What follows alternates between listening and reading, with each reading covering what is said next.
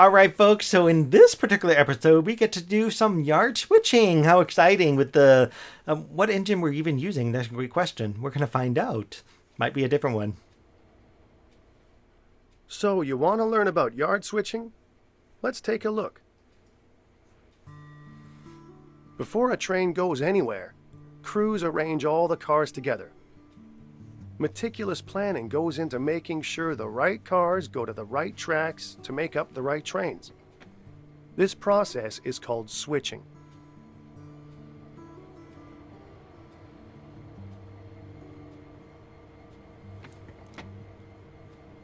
That's so cool to see that.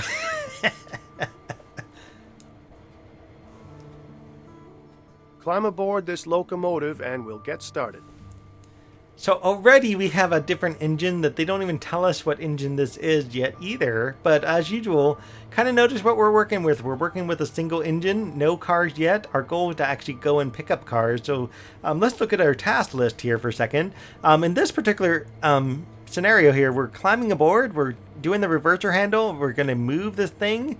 We're going to connect to some cars. We're going to reverse back. We're going to apply the brakes. And we're going to switch the track on the switcher, and then we're going to set the track to switch and so on, move through the cab, drive forward, couple cars, etc, etc, etc, until we finally get done with the train. Okay, so let's hop on.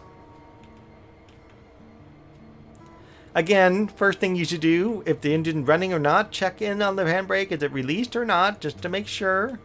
Always good to do. Next up, you would want to turn on your external lights. So first off, let me just sit down and I'll do that. So next it wants me to insert the reverser handle, but before we even do, so the external lights here are going to be the lights where you see the 8008 right there. So we're going to go ahead and flip this on. That one and this one will now brighten up the 8008 so we can see it both in the front and the back. Next up, we're going to turn our headlights. We're going to be in the switching yard, so we're just going to go with dim. Our train's mysteriously moving, so what we really should do is turn on our independent brake so we stop moving backwards. That should get our train stopped, hopefully, because the train's still moving. I don't know what's going on. The independent brake should be working, but it's not because we have our MU2A valve is stuck at trail 6 or 26. As soon as we put it on leader dead, the train finally stops moving and we are good to go. So you see how this game doesn't tell you these things? Next up, we need to move the cutout valve over to freight. So that way at least we have our freight line on. Going back to these indicators, we need this BP to be at 90 and the equalizer also to be at 90. So brake pipe, equalizer. We need both of those to be at 90. We'll do those in a second. And actually, we can probably do that right now. We don't need our ditch lights, but we do need our gauge lights. At least so we can see a little bit, right? And I'm going to move this automatic brake handle to release. And for now, I'm going to leave that on. And let's go ahead and put our, oh yeah, the backlights. Just put that on dim. And while it's already releasing, you can already see our brake pipes are filling up and it should stop at 90 or roughly thereof. And that's perfect. So let's go ahead and put our reverser in and we're going to move it to forward. Set the locomotive up and pull towards the cars ahead. Take it easy though. 5 miles an hour will do just fine. So they're asking me to turn on the gen field. These numbers will become important in the later one. I'll explain those on a different day. And this needs to go forward, and then we could just start off with the first notch and just get us rolling. Right, this particular engine, I believe this is the one I like calling the WD-40, but it should be the SD-40. Here's our miles per hour right in here. Our amperes are over here, and the usual brake stuff that we saw in the last one is right in there.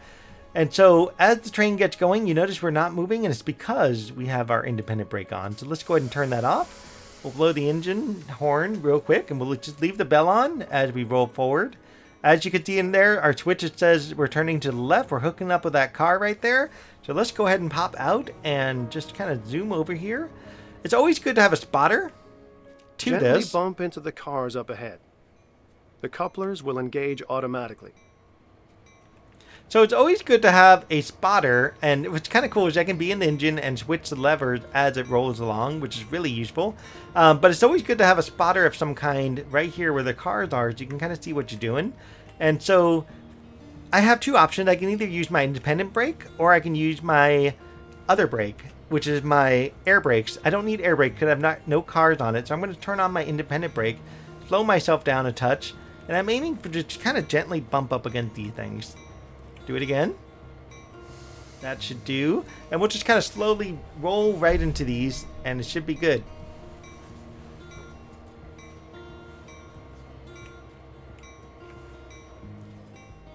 That's it. You got this.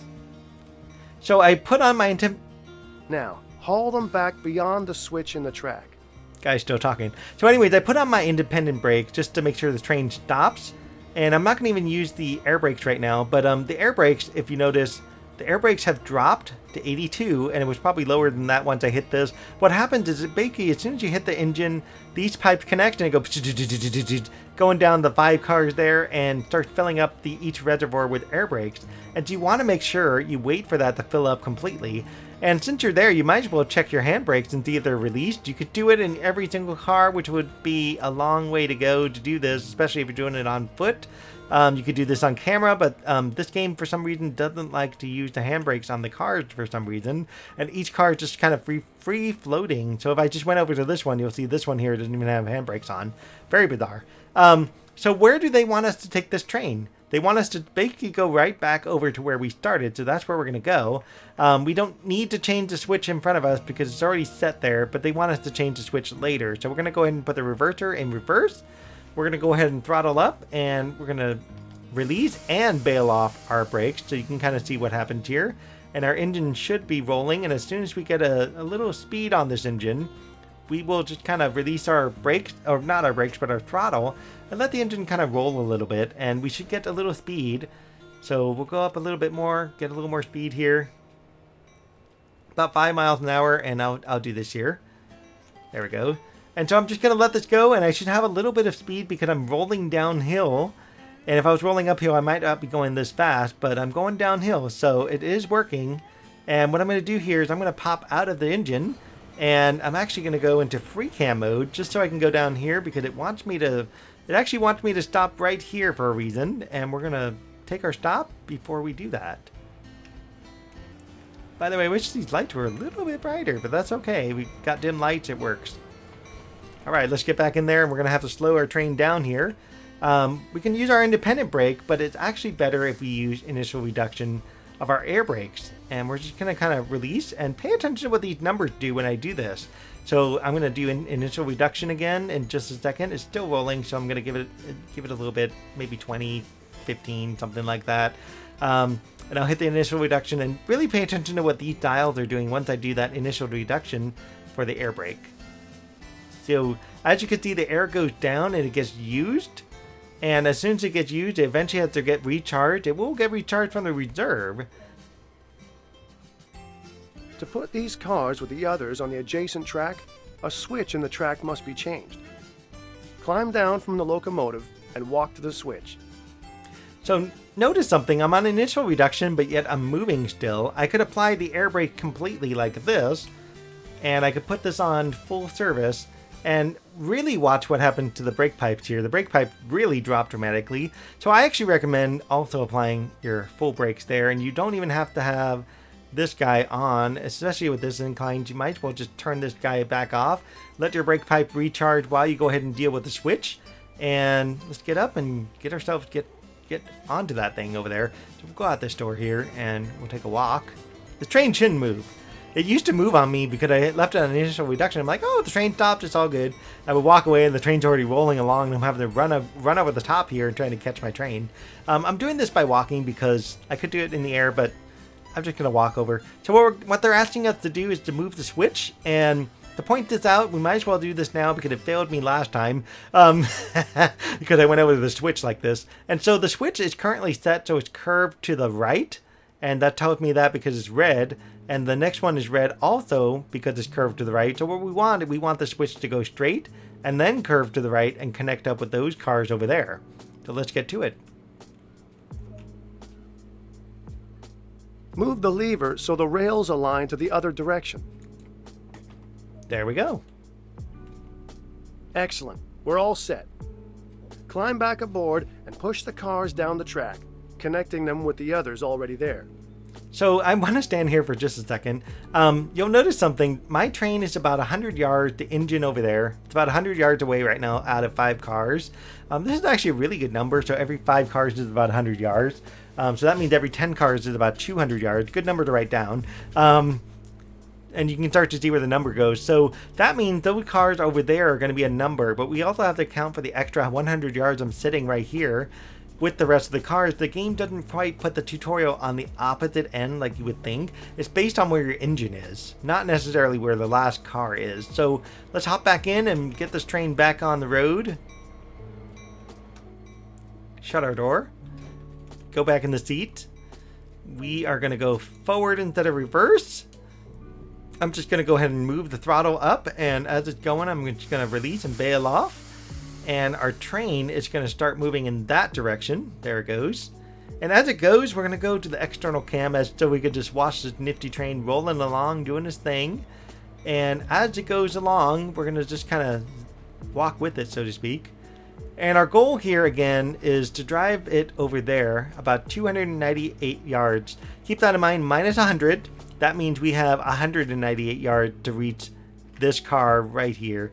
So I'm going to use this camera as a nifty little spotting cam, and we're just going to watch the train roll along, and we're going to actually speed up the train because it's way over there, and it could go a lot faster than that.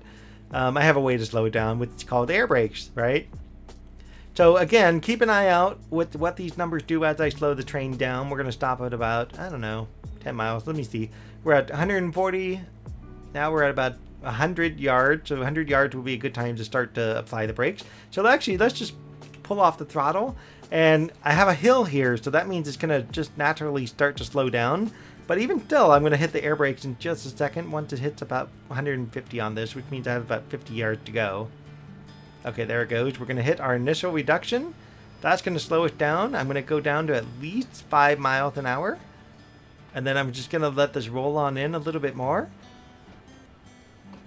There it goes. And then hit initial reduction one more time.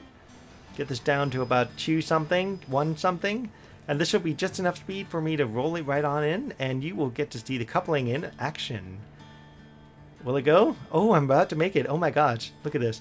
Oh my gosh, will I make it? Oh, I made it. Yay. Awesome. I love that. So look at this. Now the brakes are way down. You're doing great. Keep it up. And what's happening? Now to uncouple the locomotive from the cars, climb down and walk to the first freight car.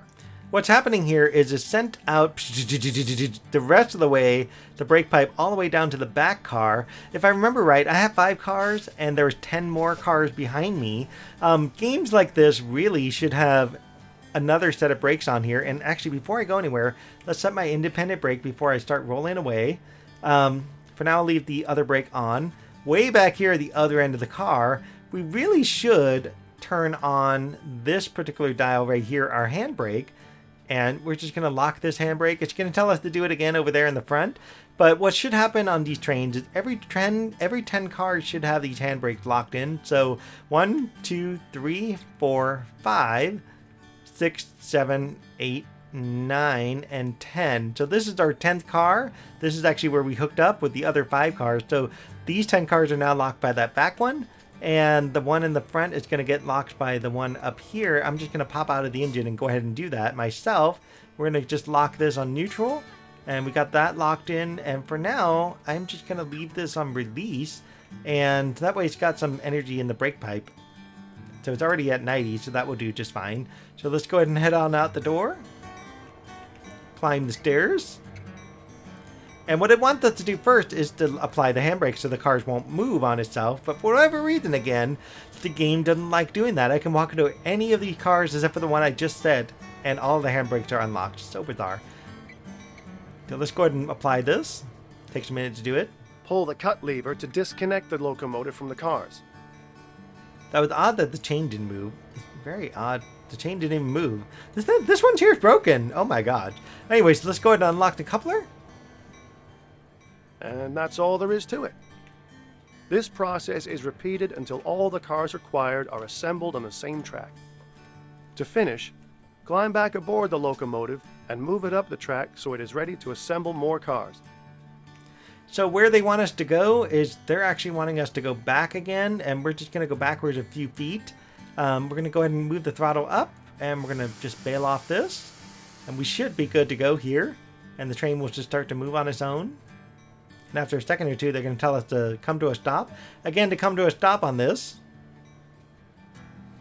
and again, to come to a stop on this, basically use your independent brake, which is what the point of this is. And we're just going to slow it down here. And actually, we'll just go ahead and go on full application. And that's it. We're all done with switching. Hooray. Let's see if I got a medal. Yay, got my medal. Hooray. Ironically, they don't even have my speed listed. My speed was so slow, it wasn't even on there. How fun. So that's it for this one.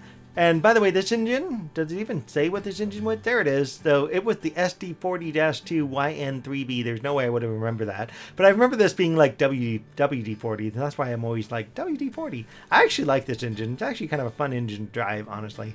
So we are now at level 2 and level 1 only with this engine. We'll get more levels in a different episode.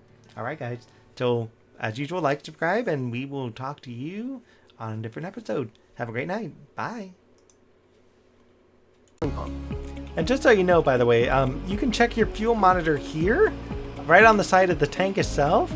You can also check it up there inside the train itself. There's another box right there that also has the same number.